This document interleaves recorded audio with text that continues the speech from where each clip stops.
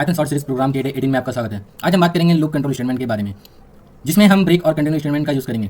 Break statement का use होता है लूप को प्री मैच्योरली टर्मिनेट करने के लिए। जब ब्रेक स्टेटमेंट एग्जीक्यूट होता है तो लूप तुरंत बंद हो जाता है। चलिए एक छोटा सा एग्जांपल समझते हैं। एक फाइल बनाओ, फिर ये कोड लिखो। ये देखो, ये क्या हमारा फोर लूप आई से स्टार्ट हो रहा है, कहाँ तक रेंज कहाँ तक है 10 तक। आई मतलब जीरो से स्टार्ट हो रहा है 10 तक जा रहा है। लेकिन इफ कंडीशन क्या कह रहा है, अगर आई इक्वल टू 5 हो जाए तो वो ब्रेक हो जाए। तो हम इसे रन करते हैं। ये देखिए ये कोड कहाँ तक चला, 4 तक। जब आई इक्वल टू 5 हुआ तो वो ब्रेक हो गया। अब देखते हैं कंटिन्यू स्टेटमेंट के बारे में। कंटिन्यू स्टेटमेंट का यूज होता है करंट इटरेशन को स्किप करने के लिए और लूप को नेक्स्ट इटरेशन पर ले जाने के लिए। यानी यदि आई की वैल्यू 2 होगी तो वो उसको स्किप करके आई 3 पे चला जाएगा। कैसे, ये देखिए, इसे रन करके देखते हैं हम। इसे हम रन करें तो क्या हुआ, ये 5 तक चलना था इसको। जब आई की वैल्यू 2 हुई तो ये क्या हो गया, स्किप कर दिया उसको और फिर 3 और 4 कर दिया। अब हम एक साथ दोनों का यूज़ करके देखेंगे। ब्रेक और कंटिन्यू का एक साथ यूज़ करेंगे। कैसे, ये देखिए, इस एग्जाम्पल में देखिए, जब हम दोनों का यूज़ एक साथ करते हैं तो यहाँ क्या होता है, आई चल रहा है कहाँ तक 10 तक, यानी 9 तक, 10 - 1 9 तक चलेगा।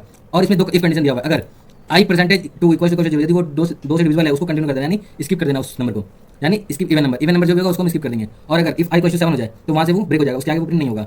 ठीक, अब इस कोड को यदि हम रन करते हैं, जो 2 से डिविजिबल है वो क्या हो जा रहा है, हमारा स्किप हो जा रहा है।